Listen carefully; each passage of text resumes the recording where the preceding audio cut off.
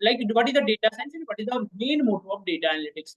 In data analytics, what is the prerequisite thing? Data. If we have data, then we can do anything. We do not have data, then we cannot do anything.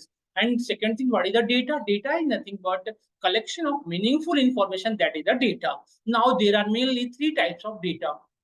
Actually, according to their use, according to their need, there are mainly three types of data. Okay, I am saying that data is nothing but collection of meaningful information that can be measured.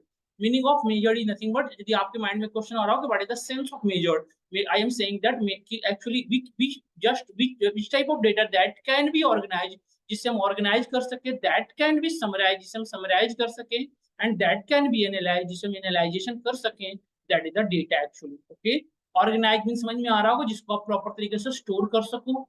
Summarization means उसमें अपने different point of view से summarization कर सके.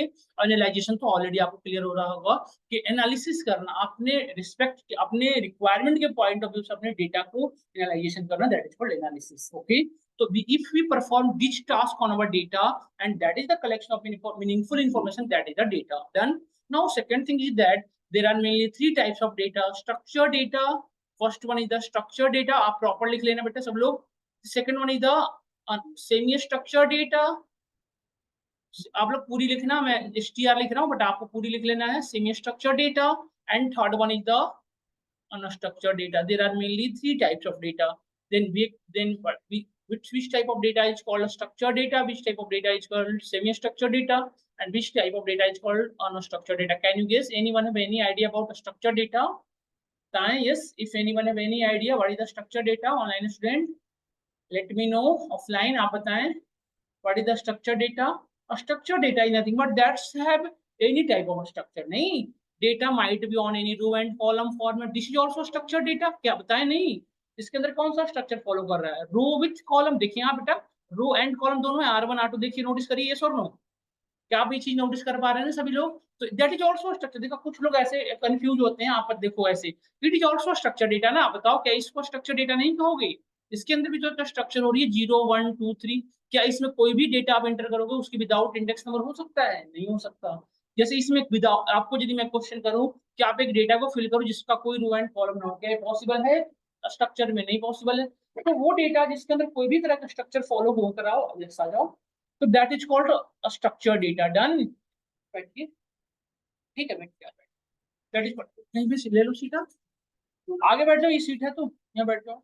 तो that is called structure data. Done. समझ में आ रहा है सभी को? अच्छा, फिर आप पीछे बैठ जाइए. That is called structure data. समझ में आ रहा है आपको?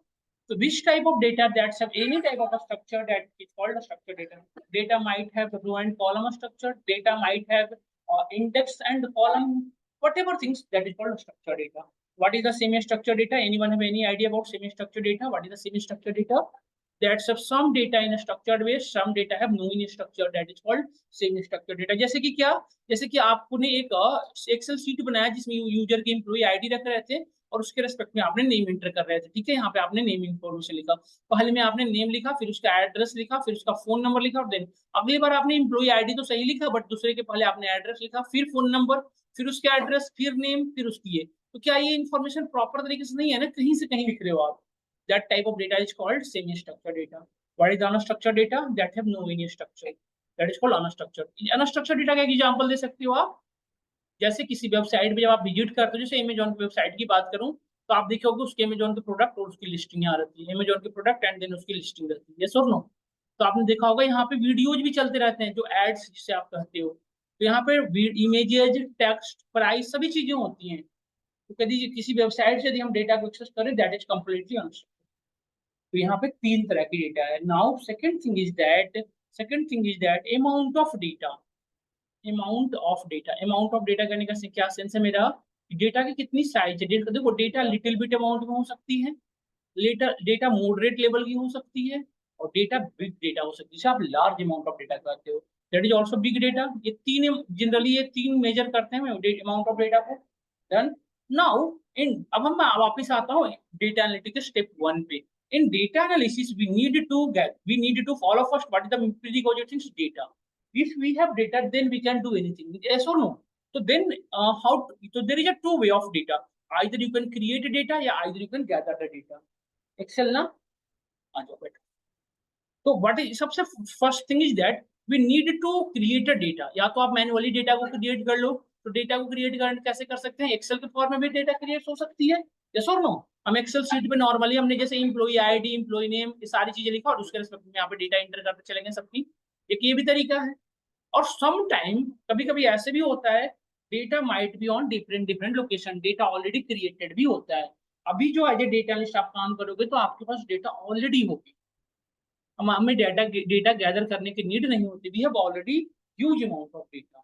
But there is a thing here कि data might be on any cloud environment. How many cloud environment you have know? आप कितने तरह के क्लाउड इन्वायरमेंट को जानते हो? जैसे आपने सुना होगा AWS, it is also cloud environment, AGO is also cloud environment, yes और नो? तो data might be on this location, data might be on any database server. Database server में आप कितने तरह के जानते हो बेटा बताओ? एक तो आपने ओरेकल जानते होगे, SQL सर्वर जानते होगे, IBM DB2 जानते होगे, ये सब क्या है हमारे डेटाबेस के सर्वर हैं। आप नहीं जानते हैं तो बहुत ज्यादा बोरिंग होने की बात नहीं है, मैं जब इसमें वर्क कराऊंगा तो आपको बताऊंगा कि डेटा को कैसे एक्सेस करोगे। फिलहाल मैं आपको इंट्रो दे रहा हूँ तो आपको आइडिया होनी चाहिए कि कैसे क्या यूज हो रहा है। मतलब पहले ये तो क्लियर हो कि एक्सेल कहाँ यूज करेंगे, किस पॉइंट ऑफ व्यू से करेंगे, तो मैं आपको डिस्कस कर रहा हूँ। एक्सेल की डायरेक्टली फार्मूला इंप्लीमेंट करना ही एक्सेल नहीं है। कभी कभी आपने सुना होगा कि इंट्रोडक्टरी, मतलब आप HR राउंड में ही आप हमारी सिलेक्शन नहीं हो पाती, उसके पीछे का रीजन यही होता है कि हमें पता ही नहीं है कि एक्सेल और किस किस काम को कर पाता है। तो हमें पता तो होनी चाहिए एक्सेल से हम क्या क्या कर सकते हैं, वो मैं आपको पहले डिस्कस कर दे रहा हूँ, ठीक है। तो data might be on any different different database server, जिसमें ये सारे पॉपुलर सर्वर हैं, ऐसा नहीं कि यही हैं और भी हैं। मैंने अभी 3-4 का नाम लिया, Oracle, SQL server, IBM DB2, PostgreSQL server आपने सुना होगा। तो there are lots of SQL server जहाँ पे डेटा होती है। Data might be on any website, जैसे किसी वेबसाइट पे डेटा होती है। जैसे सपोज एक एग्जांपल के तौर पे मैं बात करूं, जैसे हमें suppose that there is a scenario कि we want to extract all the top trending product of Amazon। Suppose करो हम एक Amazon के कंपटीटर्स कंपनी में काम कर रहे हैं, like Flipkart, like Meesho, like Myntra, और उसने क्या करना है कि Amazon के जितने टॉप ट्रेंडिंग प्रोडक्ट है उसको हमें उसकी सारी product ID with product name with product price access करनी है, जिससे हम अपनी कंपनी में भी उतनी परसेंट का डिस्काउंट दे सके। तो मैं एनालिसिस करना पड़ेगा। तो यदि वहां से डेटा एक्सेस करोगे तो जो डेटा आएगी वो कहाँ से रहेगी, वेबसाइट से रहेगी। तो ये डिफरेंट डिफरेंट लोकेशन है जहाँ पे डेटा पॉसिबिलिटी है, और डेटा कभी कभी आपके किसी लोकल मशीन में भी होती है, वहां से भी हमें एक्सेस करना होता है। तो ये अलग अलग लोकेशन से, इन लोकेशन से डेटा को एक्सेस करने के आप कितने भी जानते हो? क्या आई हैव एनी आइडिया? आपके पास कोई आइडिया है तो बताओ। जिसे एक तो आप बहुत ज्यादा यूज करते होगे, गूगल फोटोज। आपकी फोटोज जो कहाँ रहती है, ड्राइव में ही तो रहती है। वो भी तो क्लाउड इन्वायरमेंट है ना, जहाँ से आप डेटा को एक्सेस करते हो। वो भी तो क्लाउड इन्वायरमेंट है जहाँ पे आप URL के थ्रू डेटा को एक्सेस करते हो। अब हमारी डेटा यहाँ है तो यहाँ से कैसे एक्सेस करेंगे? देखो देखो सपोज एक मैं क्वेश्चन करूँ आपसे कि हमारे पास एक डेटा है जो AWS पे है, और वो 100 GB की डेटा है। कितने जीबी है? 100 GB। तो उसे कैसे एक्सेस करेंगे? तो आपके माइंड में क्वेश्चन आ रहा, एक आंसर आ रहा होगा कि ड्राइव पे हम डेटा को अपलोड कर देंगे, उस ड्राइव का लिंक सबको शेयर कर देंगे, सब लोग एक्सेस कर लेंगे, यस और नो? जैसे आप रियल लाइफ में जब शादियां होती हैं घरों में, तो आपने देखा होगा शादियों में 4000-5000 फोटोज क्लिक किए जाते हैं। तो आप हर पर्सन को, जो आपके रिलेटिव होते हैं, फैमिली मेंबर्स होते हैं, क्या उनको 1 बाय 1 सबको भेजते हो? नहीं। अब जनरली लोग क्या करते हैं, ड्राइव पे अपलोड करते हो, ड्राइव का लिंक दे देते हैं सबको, जिन जिनको उनको देना होता है, वो लोग एक्सेस कर लेते हैं, यही ना, यस और नो? तो अब देखो ये तरीका अभी भी तो हो सकता था कि ड्राइव पे हम 100 GB की परचेजिंग कर लेते और वहां से सबको URL दे देते, जिसको URL देता वो एक्सेस कर पाता डेटा को, यस और नो? बट एक प्रॉब्लम है, जब आप डेटा को ड्राइव से एक्सेस करते हो ना, तो जब एक सिंगल पर्सन उसको एक्सेस कर रहा हो, जैसे हमारे फैमिली मेंबर, जैसे सपोज हमारे घर में 100 फैमिली मेंबर है सपोज, या 200 है, तो 200 लोग एक साथ तो नहीं एक्सेस कर रहे होंगे डेटा को, इंडिविजुअली कर रहे होंगे। या सपोज 5 लोग एक साथ कर रहे होंगे। बट आप जो रियल लाइफ में, जो आप ऑर्गेनाइजेशन में काम करते हो, तो एक साथ एक डेटा पे हो सकता है 50,000 लोग भी एक्सेस करने की ट्राई कर रहे हो, 50 मिलियन भी कर रहे हो, यस और नो? तो ड्राइव से यदि डेटा एक साथ इतने लोगों ने एक्सेस करने की ट्राई करते तो वहां पे डेटा कंजेशन होता है, मतलब ट्रैफिक, आपने सुना होगा नेटवर्क कंजेशन, जहाँ पे एक्सेसिबिलिटी में प्रॉब्लम आती है, डेटा को ट्रांसमिशन स्पीड स्लो हो जाती है। मतलब आपको एक्सेस होने में टाइम लगेगा, मतलब आपको डेटा आएगी बट हो सकता है किसी के पास 1 सेकंड में आ गई, आपके पास 1 मिनट में आ सकती है, यस और नो? टाइम टेकिंग हो सकता है।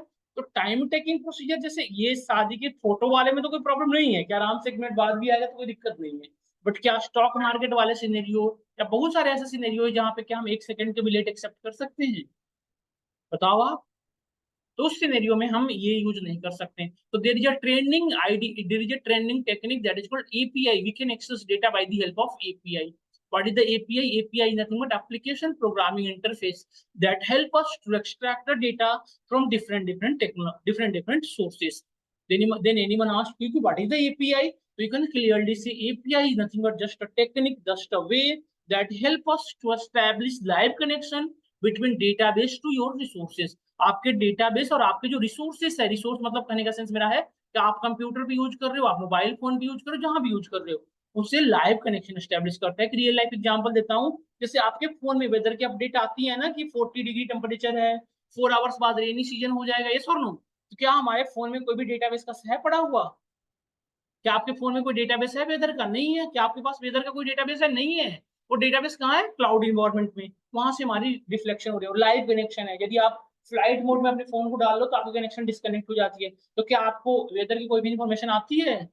तो वेदर की जो इंफॉर्मेशन आती है वो एपीआई से कनेक्टेड है। हमारा जो फोन है वो एपीआई का यूज कर रहा होता है, जिसके थ्रू हमारे लाइव कनेक्शन एस्टेब्लिश होते हैं। हम भी ऐसा कर सकते हैं, हम आपको क्लास में करके दिखाएंगे कि आप एपीआई के थ्रू लाइव कनेक्शन एक्सेस कर सकते हो। मींस व्हाट, कि जो भी रिफ्लेक्शन यहाँ करेंगे वो जस्ट टाइम में सेम टाइम हमारे डेटाबेस में होंगे, और जो भी डेटाबेस में रिफ्लेक्शन होगा वो सेम टाइम में हमारे में होगा। मतलब उस एपीआई से जितने भी रिसोर्स कनेक्टेड होंगे उन सबों में एक साथ फोरकास्टिंग हो। जैसे वेदर की जो फोरकास्टिंग होती है, आपको क्या लगता है इंडिविजुअल पर्सन के पास इंडिविजुअली भेजना पॉसिबल है? इतने सारे यूजर्स हैं, सबके पास कैसे हम भेज सकते हैं? तो हम एक पर्सन होता है जो उसको एक्सेस होता है वेदर की डेटाबेस को चेंज करने की, और वहां से चेंज किया और जितने भी उसके सर्वर्स हैं, जितने भी उसके यूजर्स हैं, रिसोर्सेस है, सभी पे रिफ्लेक्ट हो गया, जिसे आप फॉरकास्टिंग कहते हो। यस और नो? तो ये कैसे पॉसिबल है? Bye the help of API. तो नाउ हमें एपीआई से जब डेटा को एक्सेस करना हो तो क्या मैनुअली तो कर नहीं सकते, we can use different different tool and technology. हम डिफरेंट डिफरेंट टूल और टेक्नोलॉजी को यूज करते हैं। कौन कौन से टूल हमें हेल्प करेंगे? यस, आ जाओ। We can use different different tool and technology. कौन कौन से यूज करते हैं, सो मैं आपको बता दूं। We can either use Excel. Excel also help us to extract the data from different different location. इसे कहते हैं डेटा एक्सट्रैक्शन। जब आप डिफरेंट डिफरेंट लोकेशन से डेटा को एक्सेस करते हो, इसे क्या कहते हैं? हम डेटा एक्सट्रैक्शन। तो इसी को करने के लिए पहले हम डेटा माइनिंग किया करते थे। आप लोगों में से कुछ लोग बीटेक या बीए वाले होंगे, सॉरी बीटेक या बीसीए वगैरह होंगे, तो डेटा माइनिंग आप पढ़े होगी। तो डेटा माइनिंग पहले करना पड़ता था। डेटा माइनिंग अपने आप में एक बहुत कॉम्प्लेक्स कॉन्सेप्ट था। यदि हमें से कोई पढ़ा होगा तो आप समझ पाते हो कि मैं क्या कहना चाह रहा हूँ। बट अब डेटा माइनिंग में पढ़ने की नीड नहीं है, क्योंकि जितने भी अब एआई टूल्स आए हुए हैं, जितने भी अब नए नए टूल्स हैं, सभी में डेटा माइनिंग का जो कॉन्सेप्ट है वो इंटीग्रेटेड है। मीन्स व्हाट, हमें डेटा माइनिंग नहीं आती तो वॉरी होने की नीड नहीं है, हम उस टूल को यूज करेंगे, उसके अंदर ऑलरेडी डेटा माइनिंग इंटीग्रेटेड है। तो कौन कौन से टूल यूज करेंगे? We can learn Excel. We have another tool that is the BI tool, business intelligence tool कहते हो। तो there are multiple BI tool like power BI, आपने सुना होगा power BI, Tableau, QlikView, जो हो, there are lots of BI tool जिसे आप बिजनेस इंटेलिजेंस टूल कहते हो। और third one is the Python. We have a 3 tool and technology that help us to extract the data from different different location. Have any questions till here? क्या हम में से किसी को कोई क्वेश्चन यहाँ तक तो आप बताएं। I am waiting for that. Online student have any question? आपके माइंड में कोई क्वेश्चन आ रहा हो तो बताएं यहाँ तक, कि हम में से क्या हम इस डेटा को डिफरेंट या पानी दे देते पहले? पानी देते हैं? नहीं भैया, बोतल लाया नहीं है, अब अभी ग्लास में दे देते हैं। तो we can access the data by the help of breeze. हाँ यस, बताएं। यस। हम्म सिक्वल से डेटा एक्सट्रैक्ट कर सकते हैं, बिल्कुल कर सकते हैं। But these are the major main tool that help us to extract the data from different different location. Now एक आपके माइंड में क्वेश्चन आ रहा होगा कि यदि एक के अंदर एबिलिटी थी, तो 3 टूल एक ही प्रोस्पेक्टिव को फुलफिल करने के लिए हम क्या यूज करेंगे? यदि एक्सेल ये काम कर ही पा रहा है तो फिर पावर बीआई का यूज क्यों है, फिर पाइथन का यूज क्यों? यस और no? Actually see carefully, Excel have ability to work with little bit amount of data. आपकी छोटी डेटा जैसे एमबी में हो, 500 एमबी तक की डेटा को कैरी ऑन कर लेता है। 500 एमबी भी नहीं, 200 एमबी तक के डेटा को कैरी ऑन कर पाता है। मतलब कि आपने सुना होगा Excel have limitation to work with 3,10,48,576, इतना ही रिकॉर्ड पे काम कर पाता है ना। रो कितना होता है एक्सेल में? आप लोग नहीं जानते तो दिखा देंगे हम अभी। अभी जस्ट एक्सेल ओपन करते हैं तो उसमें 10,48,576 से बड़ी रो स्टोर नहीं कर सकते। मतलब एमबी में हम बात कर सकते हैं कि एमबी में यदि हमारे पास डेटा हो तो उसे तो एक्सेल कैरी ऑन कर लेता है, उस पर वर्क कर पाता है। ठीक है। If you have a data on moderate level means in a GB, then our Excel become failure in that cases. Then we can use which one? Then we can use BI tools. BI tools have ability to work with moderate level. आपकी data थोड़ी बड़ी level पे हो तो कर पाएगा. But if you have a big data, then we cannot work with BI tools. Then we can use which one? Python. पहले use किया करते थे इसके लिए हम Hadoop. आप में से कुछ लोग सुना होगा. Hadoop is the big data tools जो आपके बिग डेटा पे वर्क करता है. बट अब हमें बिग डेटा पे Hadoop यूज करने की नीड नहीं. एक्चुअली Hadoop बहुत हाई रिसोर्स कंज्यूमिंग एप्लीकेशन था, बहुत हाई रिसोर्स यूज करता था. इसलिए हम BI टूल की जगह पे क्या यूज करते हैं? Python. Python have ability to work with large amount of data. Then if we have a big data, then we can use Python. Actually Python आपके एक्सेल के साथ भी कनेक्टेड हो जाता है, एक्सेल पावर BI के साथ भी कनेक्टेड हो जाता है. इसलिए जो चीजें मतलब पावर BI में नहीं है, जो चीजें एक्सेल में नहीं है, उसके साथ एक कनेक्टिविटी आराम से करता है. और मतलब आपको जो एबिलिटी नहीं है उसको इनहांस कर देगा. नहीं समझ रहे हो ना आप चीजें? तो this is the things about Excel. So now, the first thing, what is the main use of Excel? Excel help us to create a data. We can also extract the data from different locations by the help of Excel. ये दो चीज हुई. Now second, ये this particular step is called descriptive analysis. इसे हम कहते हैं different locations से जब आप डेटा को एक्सेस करते हो. This is called step one. Step one is called descriptive analysis. ये डेटा एनालिटिक का पहला स्टेप है. इसे कहते हो आप डिस्क्रिप्टिव एनालिसिस.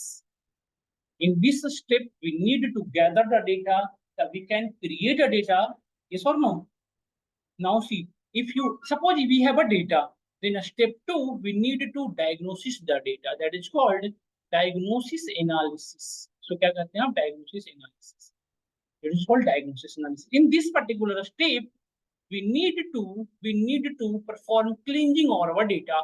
आपके डेटा को क्लीनिंग करनी पड़ती है. आपने सुना होगा जैसे रियल लाइफ में जब गोल्ड माइनिंग होता है तो क्या सिर्फ हमारे साथ गोल्ड ही रहता है, वो एक्सेस होता है? नहीं ना, गोल्ड के साथ अनदर सब्सटेंस भी आ जाते हैं. Same things, if you gather the data from different location, तो we have also get multiple unwanted things like my data. It is also possible कि our data have multiple blanks value, there is no any values, जिसे आप null values कहते हो. Technically that is called null value. Null value जिसे कहते हैं, there is no value at that cell, that is called null value. Done. It might be also possible that our data is repeated multiple times, same data is repeated time, that is called duplicate entry, जिसे duplicate values भी कहते हैं. Sometimes our data have outliers. What is the outliers? Suppose all data in this range, सभी की सभी data इस range में है, and some data are this one. एक आप बताओ, सभी की सभी डेटा 10 से 100 के बीच में, और एक डेटा जो है 1000 है. क्या ये कंप्लीटली डिफरेंट है या नहीं? बताएं. That is called outlier. Then anyone asks you what is the outlier, then you can clearly say that is the completely different from entire distribution. That is completely different from this range. That is called outlier. इसकी वजह से problem क्या हो सकती है? जैसे देखो, आपकी यदि मैक्सिमम डेटा 10 से 100 के बीच में है तो कुछ ऐसा फ्लोट बनेगा. ये और नो ऐसे बनेगा फ्लोटिंग. यदि एक डेटा एकदम से अचानक से एक डेटा है तो आपकी फ्लोटिंग कुछ इस तरह से बनेगी. ये और नो. तो मैक्सिमम डेटा ये है जिसका मिड पॉइंट ये है, बट एक डेटा की वजह से हमारा डेटा क्या बता रहा है कि ये मिड पॉइंट. हम पढ़ेंगे स्टैट्स में. अभी आपको समझ नहीं आ रहा तो कोई वरी होने की बात नहीं. मतलब आपकी डेटा में एक आउटलायर की वजह से डेटा के बिहेवियर काफी चेंज हो सकते नहीं हो सकती है. तो these are the things that we need to diagnosis. ये सारे स्टेप्स हैं जिन्हें, ये सारे हमारे डेटा के अंदर प्रॉब्लम्स होते हैं जिन्हें हमको सॉल्व करने होते हैं. कभी कभी हमारे डेटा के अंदर ऐसे भी होते हैं कि HTML टेक्स्ट वगैरह आ जाते हैं, HTML की कोडिंग आ जाती है, इसमें रिजॉल्व करना होता है. So this particular step is called diagnosis analysis. In this step, we just perform cleaning on our data. अपने डेटा पे क्या करते हैं? क्लीनिंग. मतलब आप अपनी डेटा पे प्री प्रोसेसिंग करते हो. Done. In this particular step, we need to learn that the statistics. में किसकी हेल्प लेनी पड़ती है? Stats. क्योंकि देखो ये जो ब्लैंक वैल्यू है, या तो आप इसे फिल करोगे या तो आप इसे डिलीट करोगे. दो ही ऑप्शन है. यस और नो बताओ. यदि यहाँ पे आपकी ब्लैंक वैल्यूज हैं तो या तो आप इसे फिल करो या तो आप डिलीट करो. दो ही ऑप्शन है ना. यस और नो. यदि आप इसे ब्लैंक रहने दोगे तो एनालिसिस करना टफ नहीं, बहुत ज्यादा प्रॉब्लमेटिक है. We can not analyse the data with null values. हम अपनी डेटा को एनालिसिस नहीं कर पाएंगे. क्योंकि समझो ना मेरी बात को, जैसे मैं आपसे कहूँ कि we need to analyse our IQ level. हम लोग के अपनी IQ लेवल को एनालिसिस करना है, तो हमारी IQ लेवल होगी तब ना हम एनालिसिस कर पाएंगे कि which have more IQ, which have less IQ. यदि हमें से किसी की डेटा ही नहीं है IQ की, तो क्या हम किसी भी केस में एनालाइज कर पाएंगे? तो इस केस में मेरे लिए नल वैल्यू प्रॉब्लमेटिक होता है. ये नल वैल्यू का सिग्निफिकेंस 0 भी हो तब भी परफेक्ट है, एन लिखा हुआ है तब भी गुड है, बट यदि कुछ वैल्यू ही नहीं है बहुत ज्यादा प्रॉब्लमेटिक होता है. तो हमें उसको न हैंडल करना पड़ता है। तो हैंडल करने के लिए डिफरेंट डिफरेंट अप्रोच को फॉलो करेंगे, हम करेंगे भी अपनी क्लासेस में। So we learn need to perform sorry we need to help with stats, हमें स्टैट्स की जरूरत पड़ती है। तो स्टैटिस्टिक क्या है? मैथमेटिक्स है, आपने जानती हो स्टैट्स क्या है? मैथमेटिक्स है। मैथमेटिक्स मैनुअली आपकी डेटा पे इंप्लीमेंट करना पॉसिबल है? बताओ। यदि मैं आपसे कहूँ कि सपोज करो देयर इज सपोज स्टैटिस्टिक में होता है मीन मीडियन मोड, ये तो बेसिक पैरामीटर है। यदि मैं आपसे क्वेश्चन करूँ कि इस पूरे कॉलम का मीन कैलकुलेट करो, क्या पॉसिबल है आपको? क्योंकि डेटा 10K भी हो सकता है, 10 LPA भी हो सकता है, यस और नो। 10 लाख भी कॉलम रो हो सकते हैं, 10,000 भी हो सकते हैं। तो क्या मैनुअली 10,000 रो को मीन कैलकुलेट करना पॉसिबल है? नहीं। इसके लिए यूज करना पड़ता है डिफरेंट डिफरेंट टूल को। स्टैटिस्टिक को अपनी डेटा पे इंप्लीमेंट करने के लिए again we need to learn Excel, we need to learn BI tools, और we need to learn Python. इन तीनों में से किसी एक को यूज कर सकते हो। इस किस भी यहाँ पे डिसाइड करेंगे कौन कब यूज करेंगे, बताइए। किस भी यहाँ पे यूज डिसाइड करोगे कि एक्सेल कब यूज करेंगे, पावर BI कब करेंगे और पाइथन कब करेंगे, बताओ। अमाउंट ऑफ डेटा के बिहार पे नहीं। यदि डेटा लिटिल बिट अमाउंट है तो एक चीज मैं बताऊं आपको, जैसे आपके माइंड में क्वेश्चन आ रहा होगा कि पाइथन यदि इतना हेवी अमाउंट में वर्क करता ही है तो हम पाइथन को हर जगह यूज कर ले, नहीं। बट देरी जी, समझो आप बात को।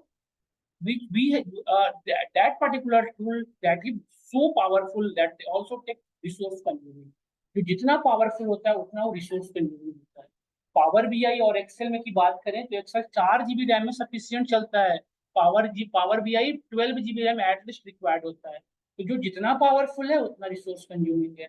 यदि आप कम डेटा पे बड़े टूल यूज कर रहे हो तो आप इनडायरेक्टली रिसोर्स का वेस्ट कर रहे हो, यस और नो। अपने रिसोर्सेज का आप जस्ट वेस्ट कर रहे हो। So you need this one.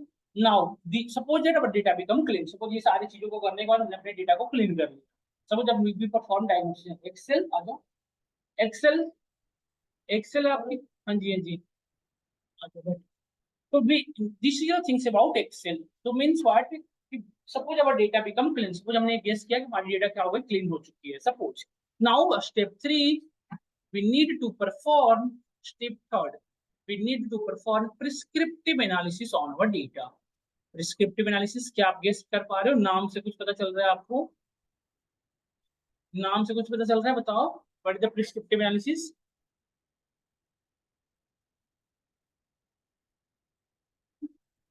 बताओ कोई, what is the prescriptive analysis. जैसे हम रियल लाइफ में डॉक्टर के पास जाते हैं तो डॉक्टर में डायग्नोसिस करता है, उसके बाद बॉडी से बताता है ना कि these are the reports, these are the things जिसको आपको अवॉइड करना है, जिसको आपको खाना है, यस और नो। तो सेम थिंग्स हमारे डेटा पे हमने डायग्नोसिस किया, हमारी डेटा क्लीन हो चुकी है। अब उस डेटा के अंदर से जितने भी इनसाइटफुल इंफॉर्मेशन है, जितने भी मीनिंगफुल इंफॉर्मेशन है, उसे हम फाइंड आउट करते हैं। All the things see this is our data, we need to just find out the crucial information, just insightful information from this data. जैसे सपोज दैट हमारे पास सेल्स की डेटा होती है, जस्ट सिनेरियो हमारे पास big mart की data हो रही है, बिग मार्ट की डेटा होती है, बिग मार्ट 2022 से लेके अभी तक की डेटा होती है। सब हमारे पास 2022 से लेके अभी तक की डेटा होती है। इनडायरेक्टली हमारे पास 3 ईयर की डेटा है, ये सॉल्व। तो यदि मैं आपसे क्वेश्चन करूं कि हाउ मच सेल्स हैपन या analyse the sales according to year wise, yearly हमें डेटा को एनालाइजेशन करनी है। तो हम कैसे कर सकते हैं? आराम से कर सकते हैं। इस डेटा पे 2022 की कितनी सेल हुई थी, 2023 में कितनी हुई है, 2024 में कितनी हुई, इस डेटा से आ जाएगा या नहीं आ जाएगा, बताओ। ये कंप्लीट डेटा 2022 से 24 तक की है, तो इस डेटा में से ईयर वाइज कर सकते हैं आराम से। यदि मंथ वाइज करना हो तो मंथ वाइज भी आराम से कर सकते हैं। नहीं, एक चीज बताओ, इसको यदि मैं ये जो आपकी टेबल है इसको यदि मैं इस तरह से प्लॉटिंग करता तो क्या ज्यादा अंडरस्टैंडिंग होता, डेवलप मतलब इजीली किसी को अंडरस्टैंडिंग में होती है, सो नो। इसको इजीली कोई भी अंडरस्टैंड कर पाता, नॉन टेक्निकल पर्सन भी देख के बता पाता कि 2022 में कितनी हुई थी, 2023 में कितनी हुई है और 2024 में कितनी हुई है, ज्यादा अट्रैक्टिव होता। और यदि मंथ वाइज करना होता तो सपोज मैं ऐसे बना लूं, जनवरी फरवरी मार्च अप्रैल मई जून जुलाई अगस्त ऐसे दिसंबर तक, और इधर मैंने लिखा 1 मिलियन 2 मिलियन 3 मिलियन 4 ऐसे। तो मैं यदि यहाँ पे लाइन चार्ट के थ्रू ड्रा करूँ तो this particular representation of line representing the sales of 2022, this particular line representing the 23 और दिस पर्टिकुलर लाइन रिप्रेजेंटिंग 24। तो आप मुझे बताओ, क्या आप इजीली नहीं बता पाओगे कि हमारी सेल्स की डिक्रीमेंट हो रही है? जैसे अभी सितंबर चल रहा है तो हम बता सकते हैं ना कि बाकी के 3 सालों में हमारी जो सेल्स है क्या रही है और अभी क्या हो रही है, क्या इजीली हम बता सकते हैं देख के एक सिंगल लुक पे? सिंगल व्यू पे कर सकते हैं नहीं कर सकते? क्या इसे टेबल के फॉर्म में करते तो ज्यादा कॉम्प्लेक्स होता? ये सर बताओ सभी लोग। तो this is called prescriptive analysis. अब सपोज करो ये सेल्स आपने नोटिस किया कि हमारे 23 में 24 में डिक्रीज हो रही है, तब आपको रीजन फाइंड आउट करना होगा कि why ever sales become decrease, why ever sales become gradually decreases, इतनी ज्यादा डिक्रीज क्यों हो रही है? तो अब मुझे बताओ आप, बिग मार्ट एक ऐसी कंपनी है जो मल्टीपल कैटेगरी के प्रोडक्ट को सेल करती है, तो अब हमें कैटेगरी वाइज चेक करना होगा। We need to analyse the data according to category, according to product. Yes और नो? तो हर एक कैटेगरी वाइज यदि हमें एनालाइज करनी है तो क्या मैं ऐसे कर सकता हूँ? बताओ आप। क्या मैं एक पाई चार्ट बना लूं जिसमें हम ऐसे बना लूं कि सपोज करो ये क्लोथ सेक्शन है, ये आपके इलेक्ट्रॉनिक सेक्शन है, ये आपके फूड सेक्शन है, ऐसे ऐसे करके। और इस पे जैसे 2022 का ये रिप्रेजेंटेशन है कि 2022 में ये बता रहा था कितना परसेंट का इसमें 1 मिलियन का, इसमें 2 मिलियन का, 3 ऐसे बताया। फिर इसी तरह से मैं 2023 का बना लूँ, 2024 का बना लूँ, तो इजीली पता नहीं चल जाएगा कि कौन से प्रोडक्ट कौन से कैटेगरी था जिसपे हमारी सेल्स डिक्रीज हो रही? आसानी से पता चल जाएगा, बताओ। और दूसरी चीज है, हर प्रोडक्ट में बताता रहेगा। यदि ये मैं बना के रख दूं तो जैसे जैसे मंथ होते जाएंगे वैसे वैसे वो हमारा चेंज होता जाएगा, ग्राफ होता जाएगा ना। और इजीली पता चल जाएगा कि हमारे 3 सालों में इस साल की सेल्स इंक्रीज हुई है या डिक्रीज हुई है। यदि डिक्रीज हुई है तो हमें रीजन भी पता चल जाएगा कि जैसे हमें सपोज दैट मैंने ये फाइंड आउट किया कि क्लोथ सेक्शन पे हमारी सेल्स जो है डिक्रीज हो गई है, तो क्लोथ सेक्शन में भी मल्टीपल प्रोडक्ट है। अब हमें रीजन फाइंड आउट करना हो तो ये तो रीजन ये भी तो पॉसिबल है कि आप जैसे यहाँ पे भी समर सीजन चल रहा है और आप अपने विंटर सीजन के कपड़े रख रखे हो, तो सिंपल सी बात है सेल नहीं होनी है। ऐसा और ना, बताओ। यदि कोई विंटर के कपड़े भी रख रखा हो शॉपिंग मॉल में तो सेल होंगे भी। या फिर सेकंड सिनेरियो ये हो सकता है कि आप जो प्रोडक्ट सेल कर रहे हो उस पर दूसरे पार्टिकुलर कंपटीटर्स हैं और 50% का डिस्काउंट दे रहे हैं, तो भी ये प्रॉब्लमेटिक है, आपके कभी सेल नहीं होगा। तो अब आपको अपने नीड के अकॉर्डिंग इसको हैंडल करना पड़ता है। तो यहीं से एक बिजनेस एनालिस्ट का रोल आता है। यहाँ तक आपका डेटा एनालिस्ट का रोल था। डेटा एनालिस्ट ने सारी रिपोर्टिंग जनरेट करके अपने अपने सीनियर या जिसको भी सबमिट किया। अब यहाँ पे बिजनेस एनालिस्ट का आता है रोल। जो बिजनेस एनालिस्ट होते हैं वो डेटा एनालिसिस के बाद बिजनेस के पॉइंट ऑफ व्यू से थिंक करते हैं कि हमारी जो सेल्स है वो डिक्रीज हो रही है, उसका रीजन फाइंड आउट करें। जैसे सपोज करो उसने ये फाइंड आउट किया कि हमारे जो कंपटीटर्स है वो 30% का डिस्काउंट दे रहा है, हमारी कंपनी 10% की दे रही है, तो सिंपल सी बात है सेल होनी नहीं है। तो अब वो 20% कैसे कैच करोगे कवर? उस 20% को कवर करने के लिए आप क्या करने की नीड है, बताओ आप सभी जो प्रोडक्ट सेल हो रहे हो सभी पे थोड़ी थोड़ी बढ़ा दो और इस पे 30% कर दो, यस और नो? या तो 40% कर दो यदि आप कवर करना चाहते हो अपनी सेल को।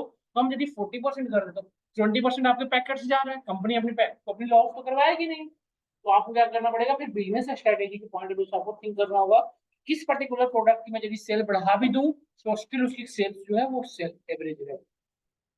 यहीं पे रोल आता है बिजनेस एनालिस्ट का। तो एक डेटा एनालिस्ट का मेन यही 3 काम होता है।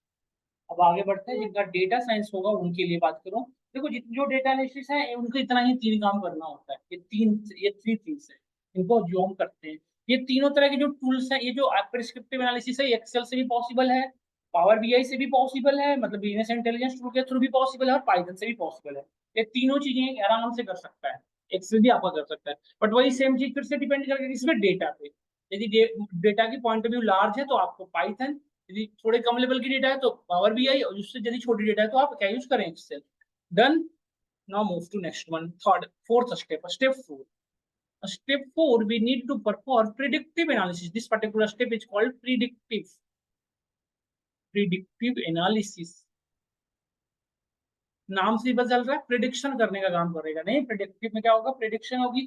जैसे कि सी, देखो प्रेडिक्टिव एनालिसिस परफॉर्म करने के लिए हमें मशीन लर्निंग की जरूरत होती है। एक्चुअली होता क्या है, सो समझो आप, suppose we have a data, उस डेटा के भी यहाँ पे हमें नेक्स्ट ईयर की प्रेडिक्शन करनी है कि 2025 के अगस्त महीने में हमारी क्या सेल होगी, ये प्रेडिक्शन करनी है।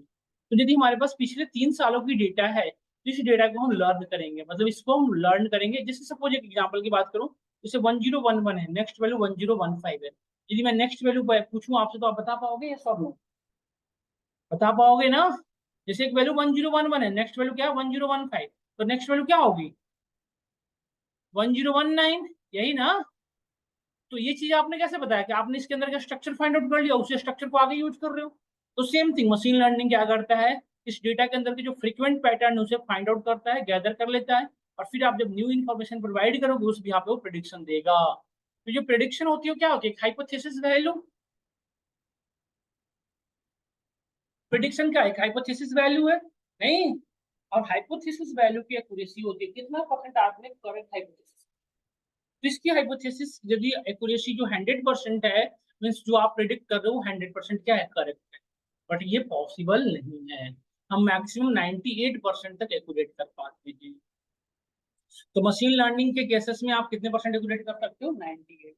तो 98% करेक्ट है, लेकिन हर जगह सही नहीं, काम ये चीजें नहीं यूज हो सकता। जैसे सपोज ह्यूमन लाइफ है, क्या ह्यूमन लाइफ पर 2% का आप चांस ले सकते हो? यहाँ पर 2% गलत आने का चांस है ना, 2% का भी आप चांस नहीं ले सकते हो हर केसेस में। तो आप इसको मोर एक्यूरेट करने के लिए फिर इसी में लर्न करना पड़ता है आपको, डीप लर्निंग। डीप लर्निंग 99.9% तक एक्यूरेट कर पाता है आपको, समझ रहे हैं? तो ये दो ऐसे हैं। तो यही डेटा साइंस या डेटा एनालिटिक्स के चार मेन मोटो हैं जिसे हमें परफॉर्म करने की नीड होगी। तो एक्सेल भी ये चीजें करने में एबल है। अब आप ऑफिस, लेकिन मैं बता दूं आपको 2016 के बाद वाले जो ऑफिस है उनमें ये सारी चीजें ऐड कर दी गई हैं। और ऑफिस 365 है जो आया है अभी जल्दी में, वो तो कम्प्लीटली फुल फ्लेश फीचर्स है। यदि आप उसे यूज करते होंगे तो उसमें सारी चीजें परफॉर्म हो सकती है, चारों स्टेप्स। समझ में आया आपको? तो एनीवन आस्क यू कि what is the data analysis, इसको क्या आप क्लियरली बता सकते हो ना कि what is the data analysis in which we need to analyse the data, and we if want to analyse the data we need to perform at least three things. एक चीज बताओ, विदाउट डेटा को diagnosis की analysis possible है? Diagnosis यदि नहीं करोगे तो डेटा के अंदर मिसलीडिंग इन्फॉर्मेशन रहेंगे, फैलेशियस थिंग्स अवेलेबल होंगे, यस और नो? और वो डेटा पे यदि आप एनालिसिस करोगे तो आपकी जो रिजल्ट होगी, आपकी जो कंक्लूजन होगी, वो भी मिसलीडिंग होगी। तो हमें डेटा को मिसलीड, पहले आपको डायग्नोसिस करना प्री रिक्विजिट है, आपको करना ही करना, तभी हम एनालिसिस कर सकते हैं, चाहे व्हाटएवर एनालिसिस। और ये दो स्टेप मैंडेटरी है, मतलब आपको डेटा को गैदर करना, मतलब डिस्क्रिप्टिव डायग्नोसिस देन प्रिस्क्रिप्टिव, यही डेटा एनालिसिस है, यस और नो? इसी का कॉम्बिनेशन को देखो, जब आप डेटा को डिफरेंट डिफरेंट लोकेशन से एक्सट्रैक्ट करते हो ना, इसी को इसको कहा जाता है एक्सट्रैक्शन, डेटा एक्सट्रैक्शन। जब आप किसी भी डिफरेंट डिफरेंट लोकेशन से डेटा को गैदर करते हो, इसे कहा जाता है डेटा एक्सट्रैक्शन, ई। एक्सट्रैक्शन रिप्रेजेंट ई, एक्सट्रैक्शन, इसे लोग, कुछ लोग एक्सट्रैक्शन भी कहते हैं, डेटा एक्सट्रैक्शन, एक्सट्रैक्ट। और जब आप डेटा को डायग्नोसिस करते हो, that is called transpose, sorry transform, transform. और ये क्या कर रहे हो आप, बिजनेस, मतलब आप प्रिस्क्रिप्टिव एनालिसिस कर रहे हो, मतलब आप अपने डेटा को किसी ना किसी टूल पे लोड कर रहे हो जहां पे एनालिसिस करोगे। कभी कभी ऐसा भी होता है, डेटा को क्लीनिंग करके हमने डेटा पे सर्वर में लोड कर, जैसे इन फ्यूचर में हम यूज कर पाएंगे, ऐसा भी होता है। नहीं, जैसे हमने डेटा को एक्सेस किए, उस डेटा को हमने क्लीनिंग कर दिया और फिर हमने स्टोर कर दिया, हम बाद में इसको करेंगे। तो this is called load the data, इसको क्या कहते हैं हम, लोड।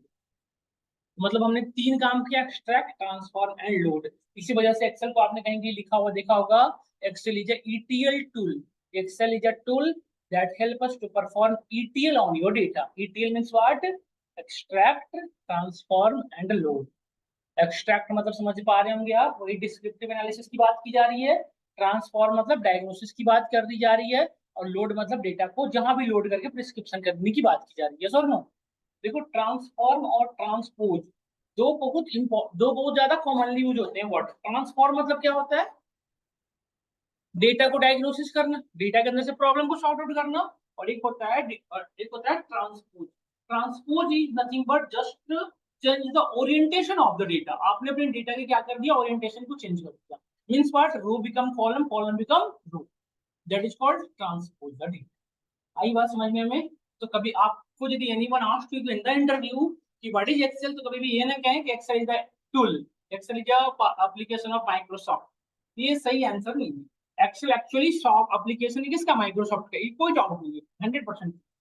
एक्चुअली एक आपने सुना होगा Microsoft Office, Office is the packages, Excel is the part of that packages. आपने सुना होगा ना ऑफिस, माइक्रोसॉफ्ट ऑफिस, ऑफिस में कितने होते हैं, Microsoft Word, Microsoft Paint, Microsoft Excel, Microsoft custom, अब बहुत सारे होते हैं, टीम, बहुत सारे होते हैं। उसमें से ये पैक आपका एप्लीकेशन है, उसी का एक फीचर है, नहीं? But Excel is nothing but, Excel is the tool of Microsoft that help us to perform ETL on your data. Interview में कोई पूछा है आपसे एक्सेल क्या है, तो उसका ये सुटेबल आंसर है, Excel is nothing but it is a Microsoft tool that help us to perform ETL on your data। ETL जरूर वर्ड यूज करें, ETL है ना, अभी जो बताया मैंने ना, ETL मतलब समझ में आ रहा है ना? कहेंगे आप बुक में भी देखोगे लिखा हुआ ETL means what, extract, transform and load. Extract मतलब समझ में आ रहा होगा, ट्रांसफॉर्म मतलब समझ में आ रहा होगा, लोड मतलब समझ में आ रहा होगा। तो this is the things about Excel. क्या हम में से किसी को कोई क्वेश्चन है, what is the Excel? Why we use Excel, क्या हम में से कोई क्वेश्चन किसी को है कि वाई वी यूज एक्सेल, एक क्लियर हुआ आपको? And where we can use Excel, क्या इन तीनों चीजों का सुटेबल आंसर आपको आंसर पता चला कि why we use Excel, what is Excel और where we can use Excel, ये तीनों चीजें आपको क्लियर हुई, यस और नो? प्रॉपर तरीके से सबको क्लियर है? Online student, offline, anyone have any question then please let me know, हमें से कोई क्वेश्चन तो बताएं।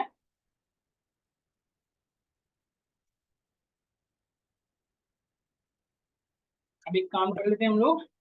ओके, सभी लोग बोला करें प्लीज ऑनलाइन में ना, प्लीज आप अपने आप को कनेक्ट करके, और मूवी की तरफ वाच करने से कोई प्रॉफिट नहीं होने वाला है, प्लीज एक्नॉलेज करें भाई what is the question, if any question then just let me, just आप बोले,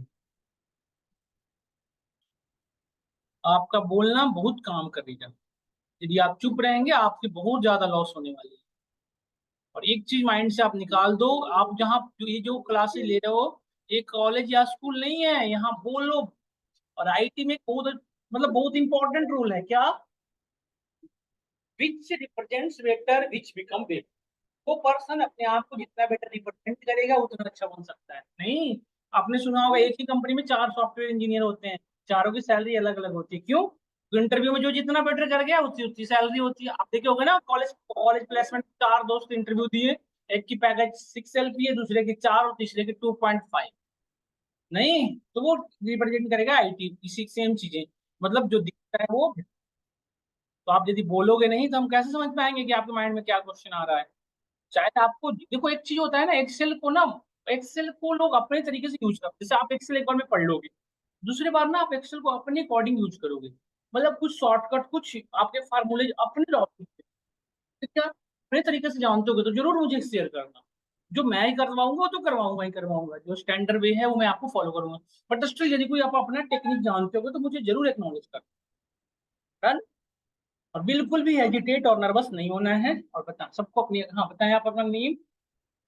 हाँ, राहुल, आईडी राहुल में होगा, एडमिशन की रिसिप्ट रिसिप्ट नहीं, आप बताओ। Lalit, ID Lalit 180 same. Online student सब लोग अपनी डुकेट आईडी मुझे चैट बॉक्स में शेयर कर दें, नेम विथ आईडी सब लोग अपनी चैट बॉक्स में शेयर कर दें मुझे फटाफट। Next one, Sudev, Sudev ID बेटा बताएं। 18622, आप सभी लोग पे लिखा होगा आईडी 5 डिजिट का, आंसर करें, हाँ बताओ, नेम बताओ। धीरज, आईडी धीरज 1849, 1849 और कुछ होगा ना, 493। नेक्स्ट, आयुष